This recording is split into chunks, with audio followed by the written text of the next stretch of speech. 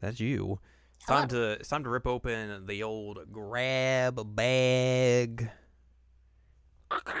Don't rip the grab bag. We need that. We'll need that later. Don't rip it. Okay. I wish I had a bag to give you, but I do not because Max has destroyed all the bags. That sounds about right. He would do. He loves his bags. Yeah. That he does. But yes, we're gonna rip open the grab bag, but carefully. We're just gonna open it, maybe a Mm-hmm. little aggressively, and dive into some games and stuff we've been playing recently that we haven't really had time to talk about and aren't really long enough to really dive into for full episodes, let's say. No. So we'll do that this week here on the Seasonal Anime Checkup OVA. It's a podcast where we have conversations about video games, anime, and manga. Hello, I'm Jared, joined as always by Doc Al and Lady M. Hello. This is episode 254. We're just going to talk about some stuff. Mm-hmm. One of them could potentially be long enough for its own episode, but I gave up in the middle of it. So I didn't, not True. even in the middle of it, but I gave up. So You gave up early on. you're getting the short, truncated version of why I gave up on it. Mm-hmm. That is true. So I think maybe we should start with something that we both did, which is I wanted to talk about the Persona thing. Sure. Um, Jared and I are fans of a series called Love Live. I know it's a very shocking admission to I, make here, but I know, yes, I that is know. very true. And there is a little game that we've talked about before called Love Live School Idol Festival. Correct. And there is currently a collaboration going on in the School Idol Festival with Persona.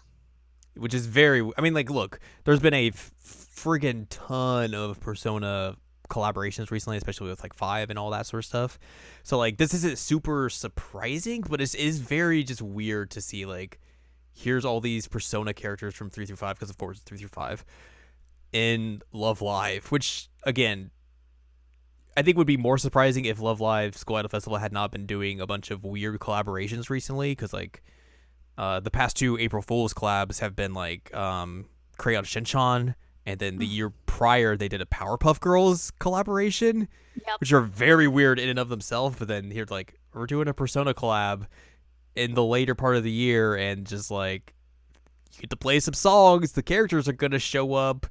We get Muse and Aqua in dressed up as personas. It's wild. Yes. Um, I will say I'm very tired of playing the same songs over and over and over and over and over. As much as I love the songs from 3 and 4, actually the one from 5's not bad either, but I just have bad feelings about 5 in general. But um you have to repeatedly play the same songs. Yeah, because there's only 3 songs in the doohickey, Mm-hmm. The doohickey. so you get one song from 3, one song from 4, one song from 5, and they're basically just the opening songs from each. Yep.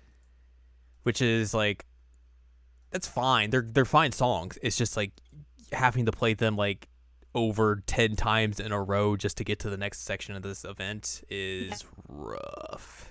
Yep. And I didn't even know there was an auto play, so I was actually like playing through them. Sucked. You've been Um, going through it. oof. Like I said, they're great songs, and it was exciting. Like the first time I did it, I was like, "Yay, this is cool!" And then I got less cool after I played it about 10 Yeah. times. Um, I do think though that the designs are really really cool. Hmm. I am kind of bummed that only Muse got the URs. Yeah. And Um, they get like the regular art style, while it's like the Aqua stuff is all in like Persona Q art style. yes. Which is cute. I mean, like all the Aqua cards are really really cute. Hmm. And I liked seeing them. Um, but I was bummed that the only URs in the regular art style were Muse. Yeah. I don't know why that was what happened, but that's what happened. But you get a nice little spread of personas, personae represented here. Hmm. Um, like I was pretty excited about some of them. And then also we get characters that show up because that's an interesting because the way the event is, you have to go against people in this event. Yes. So they bring forth characters from 3, 4, and 5 into the game to have you face off against them. And it's an interesting mix of characters because it's all like the ladies because you can't Mm-hmm. have dudes in Love Live. It's just the way it is. The 4 representation is what you'd expect. Yep. The 5 representation is what you'd expect. Yep.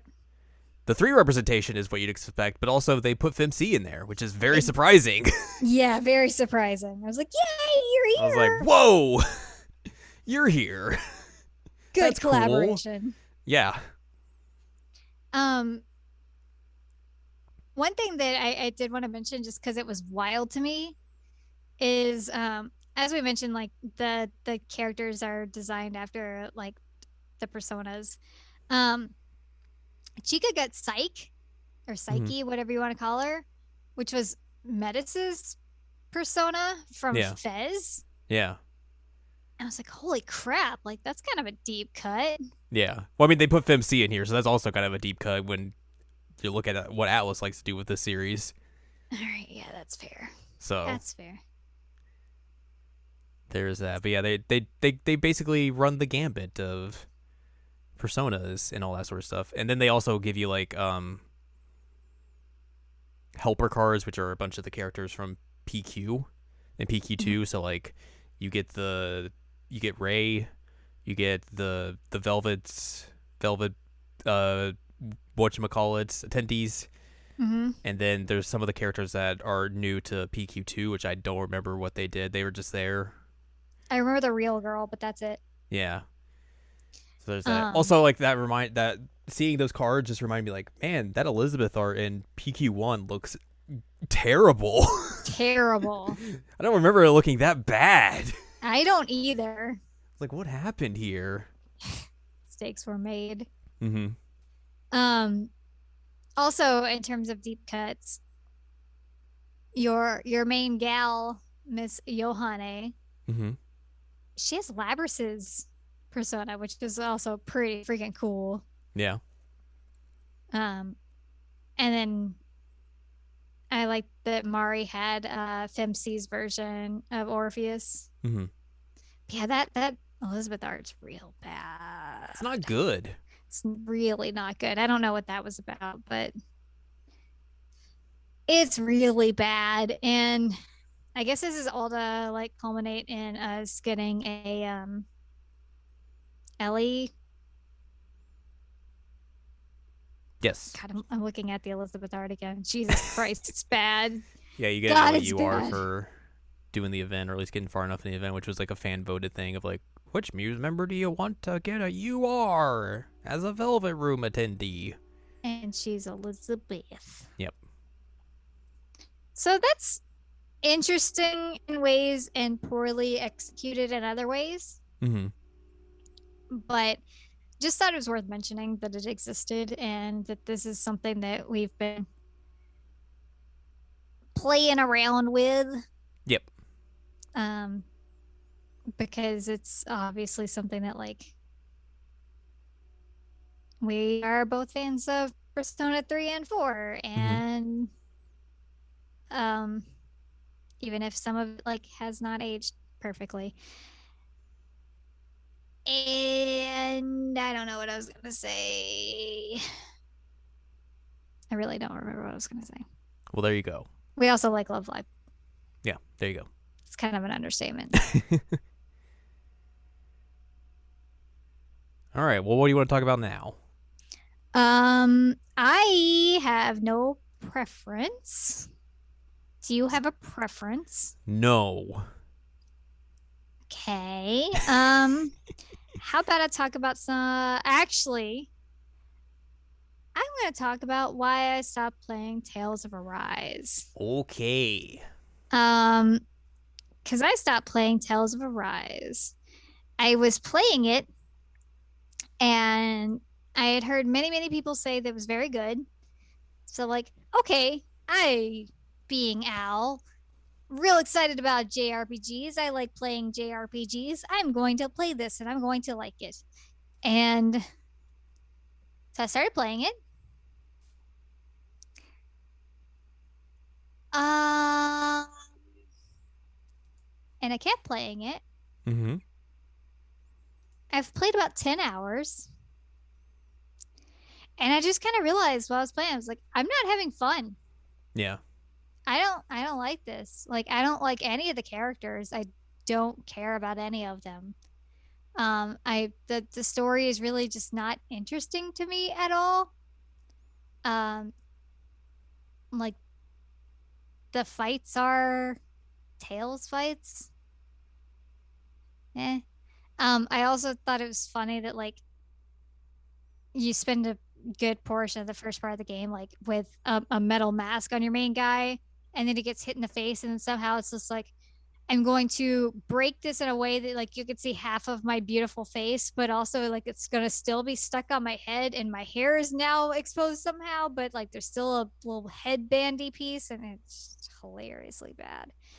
Um, but like literally nobody's likable, and I don't know if it gets better, but it shouldn't be a situation where I'm 10 hours into this and I'm just like, God, you all suck. All of you suck. Um, and I'm sorry because I'm sure there are people who really like it because, like I said, I've heard many, many good things about it. But I was just suffering. And like you could confirm that Mm-hmm. because like you kept having to hear me just like, yep, I'm playing this game. Playing the video game. Yep. Yeah. Um, which I guess then brings me to my second point of or third point, I don't know. 38th I, point. I was playing it, and then I started playing something else, and I was telling you about it, and you're like, so Tales of Rise is going very well, huh? It's like, Yeah. yes. um because I just switched to WarioWare, get it together instead, which is a very different game. A little bit different. But I like that that was your response to me playing WarioWare. It was like, so Tales of Rise is going well, huh? Mm-hmm. It's pretty good, pretty good. And I mean, there's really not a whole lot to say about WarioWare. It's really fun. It is a Um, WarioWare game. it's a WarioWare game. I really enjoyed like the new um like mini games that they put in there, or micro games, whatever you want to call them. The story is fun. All the characters are fun. There were certain characters that I got like really, really into playing as. Um, but I think the big thing that really has to be mentioned, this game would have ruled if it had online multiplayer. Yeah. It would have been so much fun if I could like play this with you. It would have been chaotic and Oh brilliant. yeah. Oh yeah. Um, and it's such a huge bummer that I wasn't able to. Like the whole time I was playing, I was just like, God, Jared and I would just have a blast playing this. And like I had fun playing it by myself. I really did. But like I think that this game would have been just like over the top so good if it had online multiplayer. I wonder if it's a thing where like they tried it, but like if like your connection is not the greatest, like the latency on those mini games would have been not a fun way to play the game It's because possible. they're so quick and you have to like have Yeah. precise button pressing or hand eye coordination or whatever you need for those mini games. So like even just introducing the slightest bit of lag would just completely mess up the flow of the game to where like it just wouldn't work. Maybe. So like I think that could be a reason why they wouldn't do it. But it's also Nintendo, and Nintendo just does things that don't seem logical at times. Yeah, because the Mario Party one doesn't have online, right? No, it does. But it's Mario Party, and no one takes Mario Party seriously. Because a lot of those require pretty precise timing. I don't think they're as precise as like WarioWare is, though. That's true. Like you're not living and dying off of the mini games in Mario Party as you are with WarioWare. Yeah.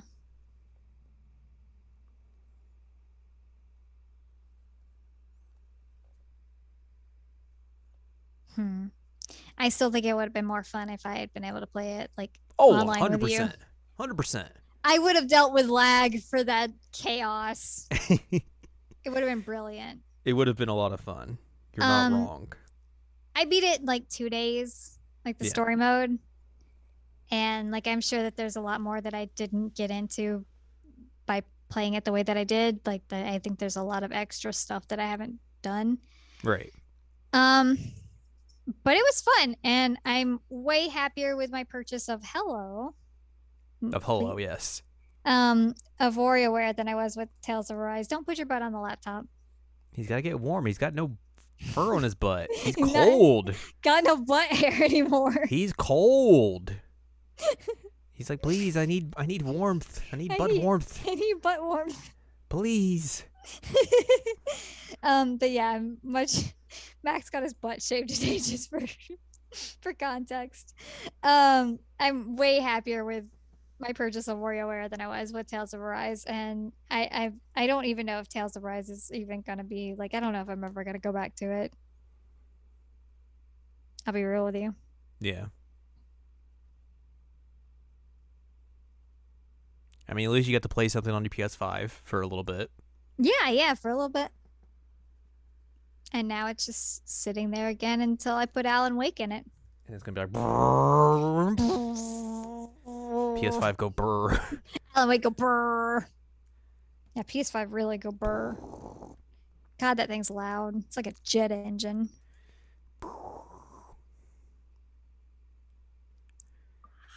Well, there you go. The WarioWare has been Warioed. Wario is still making games. Sure is. Beware. Chaos. No, we're not talking about that today, surprisingly. Aww. I know. Aww. I played some games recently. Yeah? Let's talk first about another game from the Castlevania Advance Collection, Castlevania Harmony of Dissonance. It is the second game of that collection, the second GBA Castlevania game released as well. Unlike the first game, this game was produced and written by one Koji Igarashi. And, well, I would say the game is worse for it. Oh, no. I did not like this game in the same way that I liked Circle of the Moon. I thought Circle of the Moon was a superior game in almost every facet than this game, which is saying something. But yeah, this game originally came out in 2002, in June in Japan, September in North America, and in October in Europe. It sold 126,000 units in its first 3 months of sales. It was not a success in Japan, though, in those first 3 months, though. So there you go. Get a little bit of backstory. You get to play as a Belmont in this game, though, compared to the other one where you don't. You get to play as Juiced, or Just. I don't know how you pronounce this dude's name. I like to pronounce it as Juiced. Juiced. How do you spell it? Juste. Juste. Or just has like a Jisuto is the Japanese pronunciation of it. So I guess Juiced.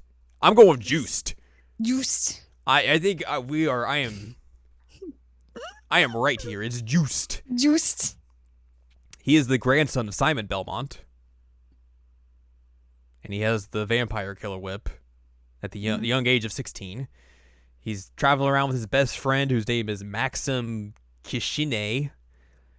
And his best friend has now like lost his memory of some sorts, and they're going off to a castle to find their kidnapped childhood friend, Liddy Erlanger. Can't have a normal name in Castlevania. You just can't. Simon is pretty normal. Yeah, but then Igarashi got on board and was like, what if we just went weird? And I'm just Yay! like, no, you don't have to. Let's talk a little bit about development of this game. There's not a whole lot to talk about. Exactly. This is produced by Koji Igarashi and developed by Konami Computer Entertainment Tokyo. It is the second installment of the Konami Castlevania games for GBA. And of course, its predecessor, Circle of the Moon, was produced by Konami Computer Entertainment Kobe instead. Igarashi began the game's development with the intention of making an installment of the series for GBA, but that shared similarities with Symphony of the Night, which is very clear if you play this game. Ayami Kojima, who had previously worked on the character designs for Symphony of the Night, designed the characters of Harmony of Dissonance and is very clear on that as well. Harmony of Dissonance incorporates other changes. A fusion spell system replaced the dual card system introduced in Circle of the Moon, and graphics were brightened and controls improved. In production at the same time was Castlevania Aria of Sorrow, and as a result, the two share similar programming engines and gameplay elements. And then they have like there's a soundtrack to this game, which Igarashi also notes that the quality of the music had been sacrificed for the graphics of the game. Rip. Which is something that people note is that, hey, the soundtrack kind of sucks in this. Yeah. Which is saying something because also, like, the GBA does not have a great sound chip. Mm-hmm. And it's just, a lot of the music in this game is just kind of boring. Which is not really what you want from a Castlevania game. Right. Like Castlevania soundtracks typically rule. Right. They re-released this game in 2006 as a double pack along with Aria of Sorrow. So if you wanted to get 2 in 1, you could get 2 in 1. Fancy. Reviews for this game, Metacritic has it as an 87, which just seems very high. Japanese gaming magazine Famitsu gave the game a 31 out of 40. At the time of its release, Harmony of Dissonance received positive reviews from English language critics. GameSpot commented it as not just a fine Castlevania game, it's also one of the better Game Boy Advance games to come around in a while. While worrying about the loss of the originality of the franchise, noting that Harmony of Dissonance almost obsessively copies Symphony of the Night, GamePro called it a fun action game and a fine Castlevania game in its own right, which 1000% is just like Igarashi saying, hey, what if we made Symphony of the Night too? That seems pretty cool. Yay. The soundtrack of the game was less well received. Critics panned the music as easily the worst Castlevania soundtrack. Wow. And muddy, plotting, and reminiscent of the days of 4-channel NES soundtracks. Which is not good. Mm-mm. The GameSpot, not Stop, nominated the game for its annual most disappointing game on GBA, specifically citing the music. Whoa, hold on.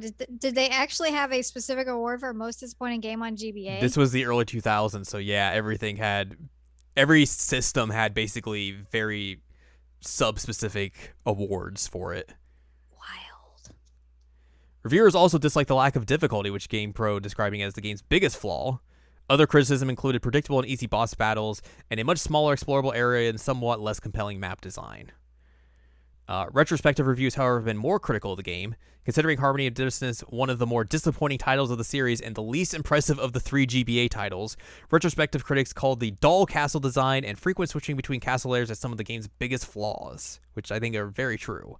So this game, like, your Symphony of the Night has a 2 castle system, but you can like switch between them, and like there's really no difference between like the actual map, but like the areas are like different. Like they'll have like, oh, this one's has harder enemies in it, all that sort of stuff, or it's like there's different designs for the backgrounds are different, all that sort of stuff. It's also kind of plagued with like, man, you do a lot of backtracking in this game. And specifically there's parts where like you do a lot of backtracking and you just won't know what you're missing. It's like there's definitely points where I had to like look up and like, what am I missing? Like, oh, I need to go get this one item that I somehow missed throughout this castle, and that's going to be the thing that's going to help me progress. It also, like, the thing with Castlevania games, I think, or at least the Metroidvania style, is that, like, boss fights lead you to something good. Traditionally, that's usually how it goes. It was like that in Circle of the Moon. You do a boss fight, you're going to get, like, an upgrade. You're going to get something good. In this, there's, like, so many boss fights, but then, like, a quarter to, like, a third of them, you will do the boss fight, and it just opens up a new area for you, but you don't get anything for being that boss. And it's just, like, why would this doesn't really make me really want to keep playing. Like I want to have something good at the end of that tunnel. Like, oh, I beat this boss. Yeah, that's really cool. But it's like, all right, now explore some more. I'm like, oh, I guess, sure. Yeah. And just like a lot of the boss fights themselves were just kind of there.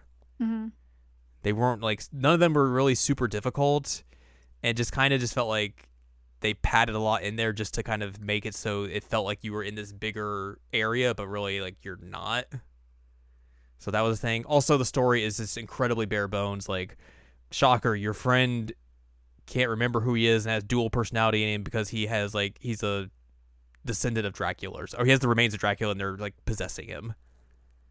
So it has in it like essentially that Simon's Quest style of gameplay where the way you go around and defeat bosses, you're going around collecting like pieces of Dracula, and that's how you eventually go to fight Dracula.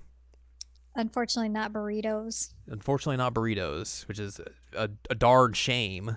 Darn shame. But yeah, so like that's a little bit in there, and they also reference Simon's Quest, which is very interesting.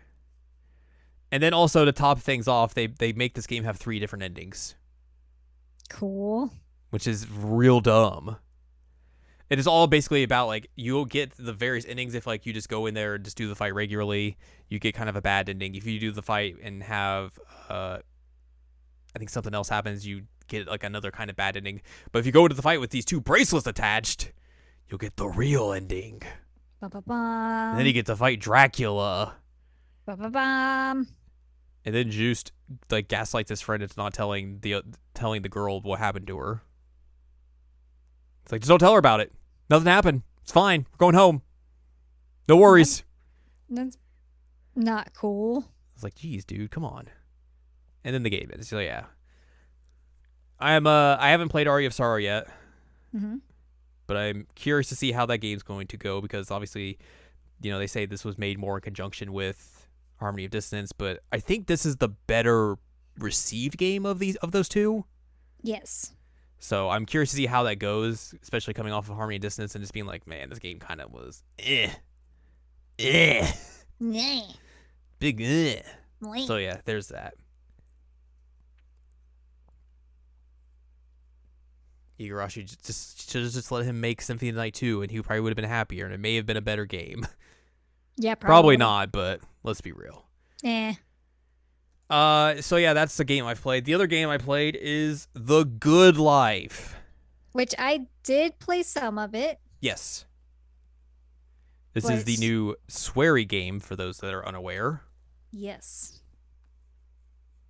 But yeah, you played like a little bit and then we're like, nah, I'm good.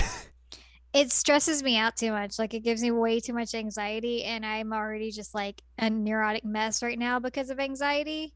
Which is because it is a survival game, essentially.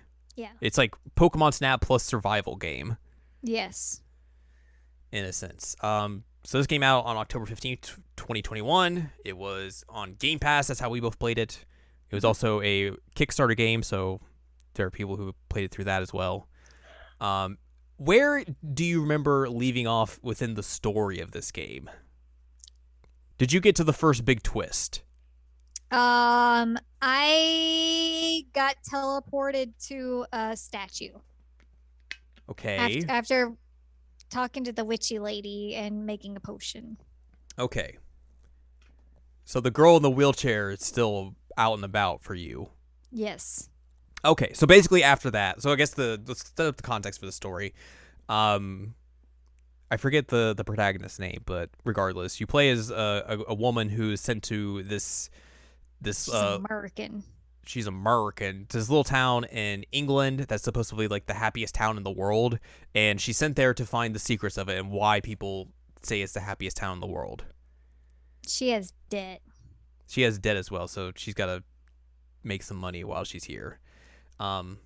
Naomi Hayward. Yes, Naomi. Correctamundo. Thank you, friend. No problem. And you're going off to this town. I think it's called like Rainy Woods.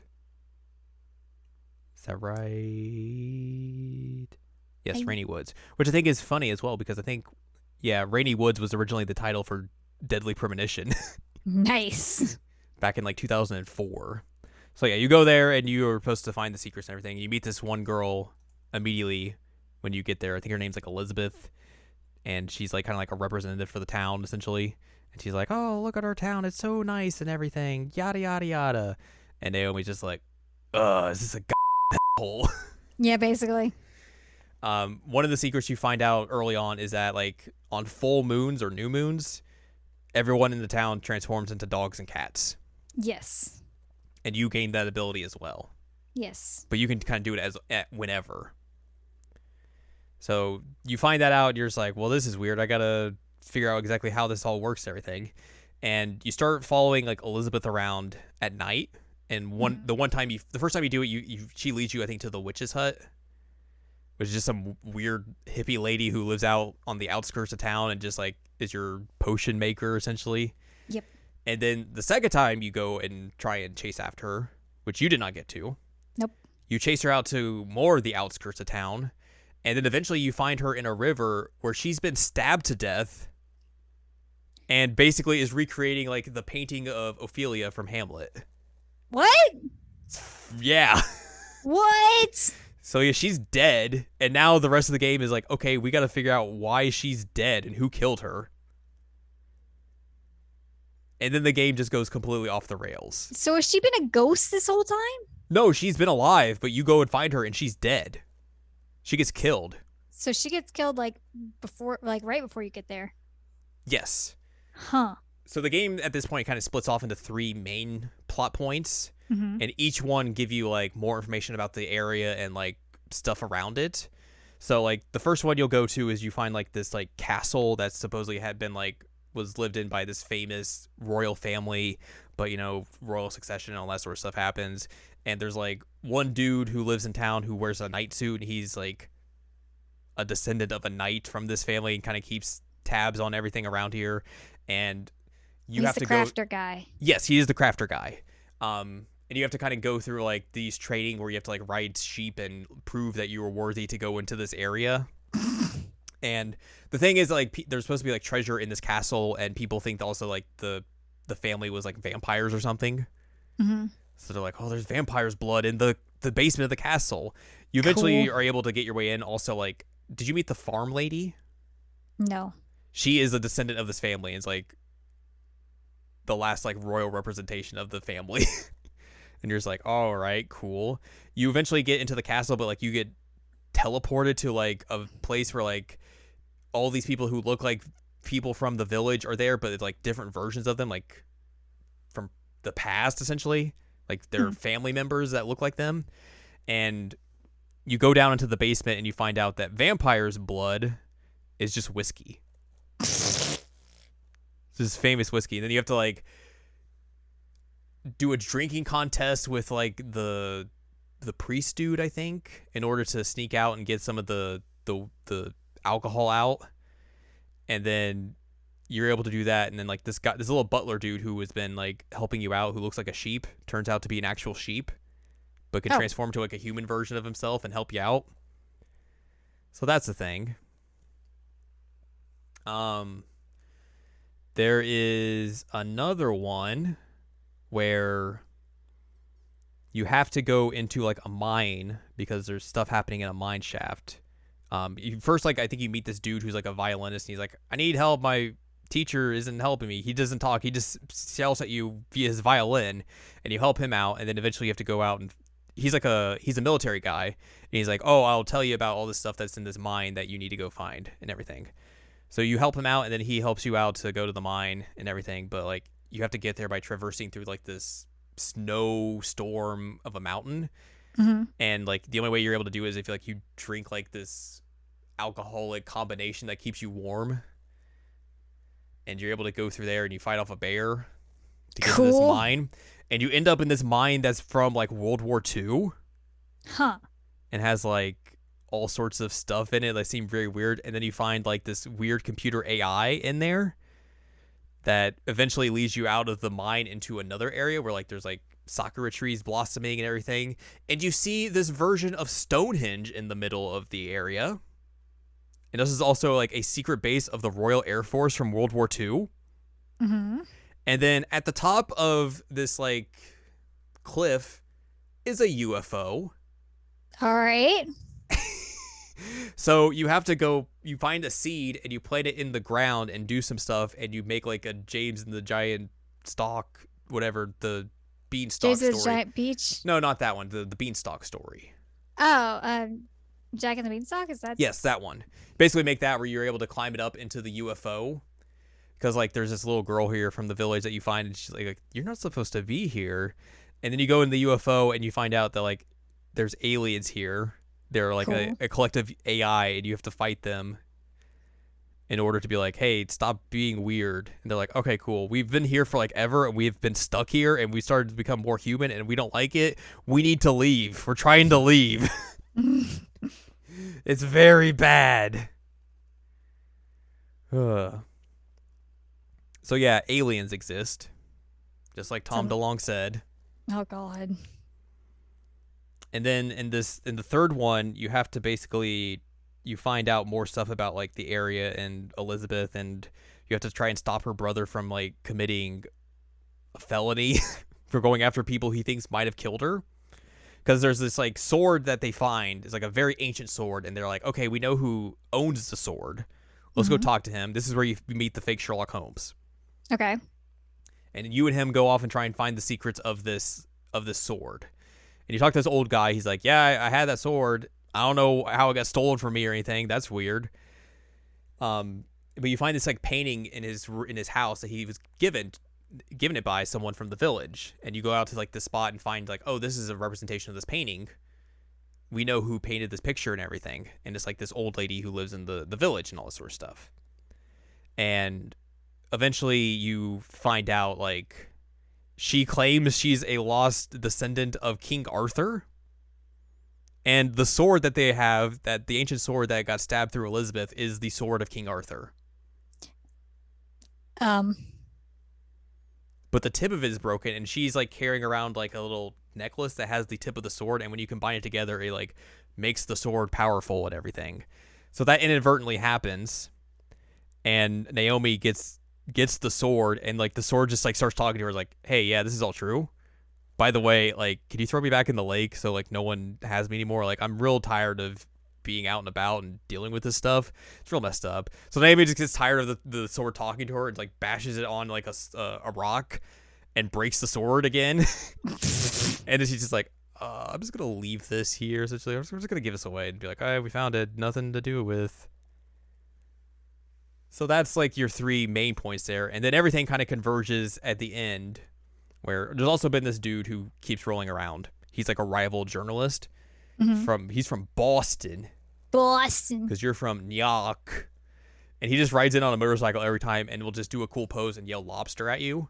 Nice. And then tell you that you're a garbage journalist and that you're doing poorly and he's going to get all the scoops.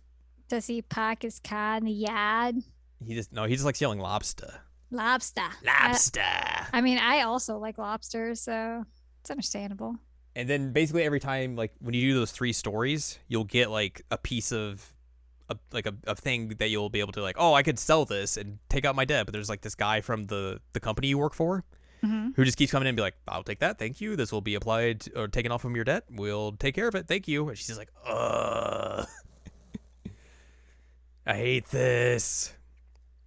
So once you do the three main quests, you get towards the end game, essentially, where like this mad scientist dude comes in and he's like, all right, I'm going to figure out how people are transforming into dogs and cats because I know this is a thing. You're going to help me kidnap some people and we're going to do some tests on them. And you reluctantly do that. Okay. Also, this dude's kind of a fascist. Oh, Jesus. Yeah. We don't like that. Yeah, he learns that like the three items that you acquired through those three quests, which is the whiskey, there was this moss that was essentially the aliens that you like sent to like scientists, and they're like, yes, this is moss. What are you talking about? And then the tip of the sword, he can combine that all together and transform people into animals willingly. So he doesn't have to wait for like the moon to change them and do all that sort of stuff. So he's been doing that, and also like you learn that your company is just very capitalistic in terms like, because like you get a message from like the CEO of the paper, and it's just like, you're like, why are you letting this dude do this? Like, this is really messed up. And the CEO's like, yeah, I don't care. We're gonna make a lot of money out of this, so you're gonna deal with it and help us, and we're gonna clear your debt. All right, cool. So Naomi eventually starts figuring out like, oh, this is real messed up. I did some bad things. Like the town basically starts to like ostracize her. Like anytime you talk to anyone, they're like, get out of here. We don't like you. Monster, get out. And she's just like, I'm sad. Wah. And then the rival dude comes up and it's kind of just like, hey, you realize they haven't like thrown you out of the city yet, right? Like you can still help these people.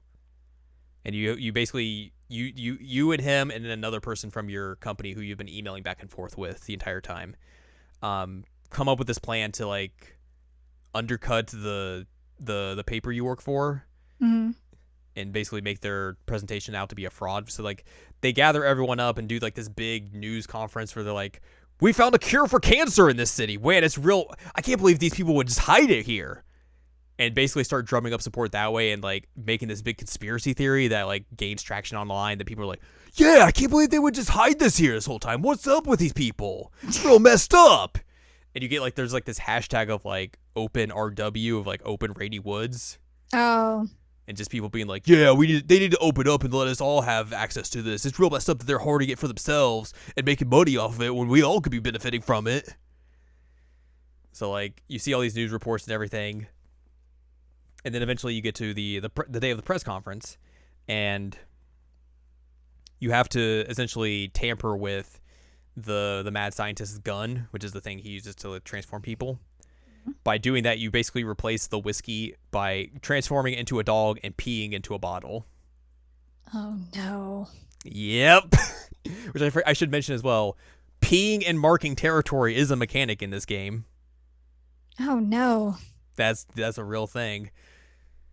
So I thought I got stuck as a cat at one point, but I didn't actually get stuck. You can jump really high. You can jump really high.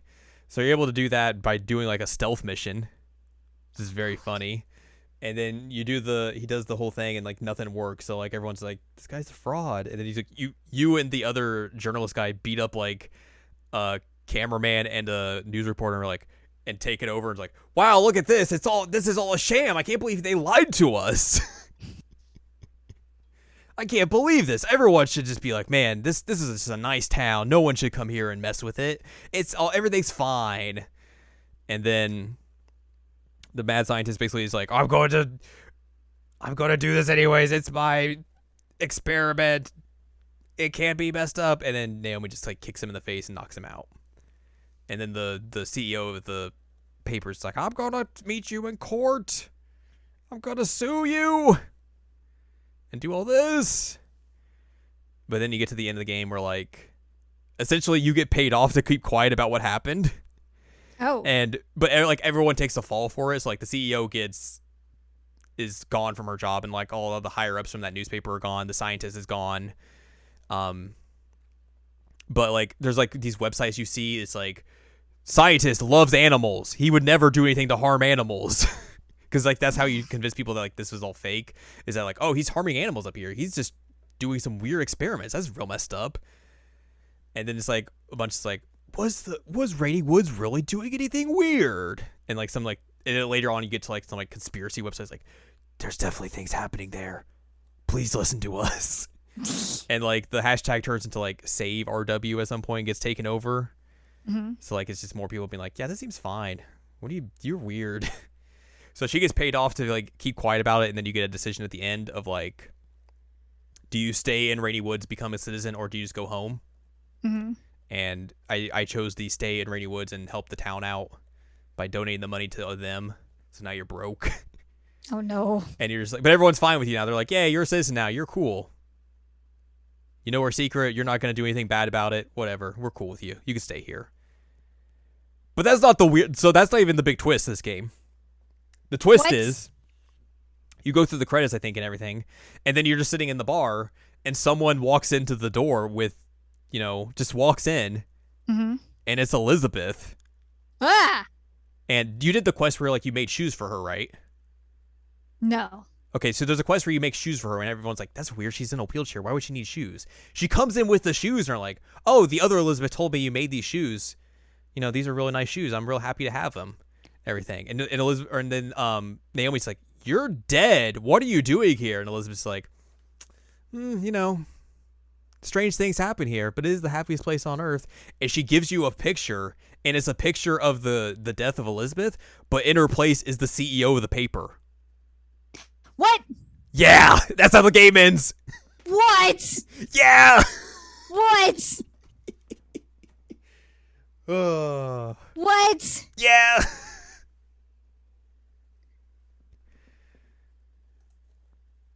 It's a That's some. sweary game. I was literally about to say that's some sweary right there. Yep. God, I wish that I could actually play this without feeling so anxious because it sounds like it would be really fun. Yeah. I will I say, just like, I was able to kind of mechanically. trivialize a lot of the survival aspects of the game by some Mhm. point. But like even then, I can still understand why you would be like, ugh, I don't know about this. I mean, it's not that it's like bad per se. It's just It's stressful.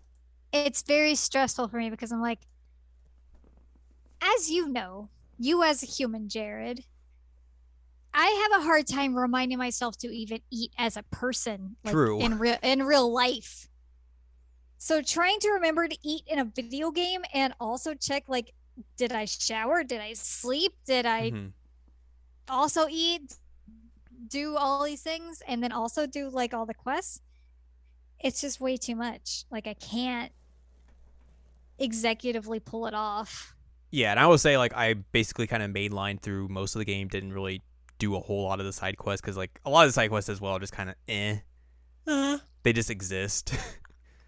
So like I don't think there's something that you really need to focus on if you're playing this game. But But I mean, like you were telling me, like you had to go to the vet dentist because you ate too many potatoes, that is the thing. Yeah, and so like that kind of I thing busted just a makes tooth me. and it was like, hey, go to the vet doctor. Pay $100 to get healed. I was like, all right. That makes me so nervous. No, I get that. Like I barely remember if I do remember to eat now, and like I have debt. Mm-hmm. It's all very stressful. No, yeah, I completely understand. So I really did try. I did try to play it. And like I think that overall like the art is very like charming. Mm-hmm. And I liked what I got to see and I thought that it was going interesting places, but Yeah. didn't quite think it was going quite where you said that it was got where it went, but Yeah, it goes um places. whew, God, I can't get over that twist. It's something, all right. I think like it's not necessarily like the best playing game either, Yeah. which is the thing, but it is definitely a sweary game, which is, if you were looking for that kind of thing, like it's one of those, and like there's a lot of games out there that could be taking your time, and I think sweary games are their own special thing where like you're not getting a lot of games like this. Right. So if it's up your alley and you're able to play it, like I think it's something you should check out, especially because it's on Game Pass, so like that makes it a little easier as well. But like if you're like Al and like these kind of systems really stress you out, like I think that's going to hurt it in a way. So like maybe just go watch a video if you can find one That's what I about was it. just thinking is if I did like a playthrough that or watch like let's play or something without no commentary, then I might be able to get through it. Yeah, I put my Naomi in a hat, in a bucket hat, Nice. like it was the early 2000s, Nice. because that's I cool. I had a feeling. I had a feeling when I saw that bucket hat. You showed me that bucket hat. I was like, all right, I know what I'm doing. I was like, I have a feeling Jared's gonna end up in that bucket hat. Mm-hmm. You know it. And you did. I did indeed. You ended up in the bucket hat. I'm proud of you. But yeah, man, that game just goes places. It's wild. But also, like I said, it's one of those things where like you look at who made the game, you're like, yeah, Yeah. Yeah. yeah, I get that. It makes total sense. Mm-hmm. I don't know why my voice cracked like that. I'm sorry. I mean, to be fair, I was not expecting this game about, hey, you get to go be in a small village and be a dog and a cat to be a game that where you take on capitalism and how dangerous Aliens. capitalism is and all that sort of stuff. Yeah. I mean, capitalism is dangerous. So it was a good surprise. Nice. So there you go. Another good sweary game. Yay. I think that about does it for us. I don't know if there's anything else we need to talk about. I feel like we covered all of our bases. I think we covered it all. Well, there you go. So, that'll wrap it up for us and this episode then. If you would like more from us, head on over to seasonalanimecheckup.com or sac.cool, where you can find past episodes of this podcast and other podcasts like Jared to Now Watch. You can also find columns and reviews on the site as well. If you'd like more from Anladium, go to anladium.com. She's got columns and reviews. And you can watch her play Atome games on Twitch at twitch.tv/meydalennA. Yay. Yay, indeed. You can follow us on Twitter and TikTok at Anime Checkup. You can buy our books, One Shining Moment, a critical analysis of Love, Life, Sunshine, and Hot Tubs and Pac-Man on Amazon.com. And you can support us on Patreon, patreon.com/SACOVA. Buy us a slice of pizza, get access to unedited versions of the podcast early, and a whole wealth of bonus content as well. Next week, we'll probably talk about a game. If we finish it in time, it's a short game, so we should be fine. But tentatively, it's a short that game is the and plan. we both have played it before and True. beat it before, so True. like theoretically it would be fine, but I would like to see how it plays now and how well it's aged. Yes. So that's the big kicker here. Yes. So tentatively look forward to that unless something else comes up next week. Yay.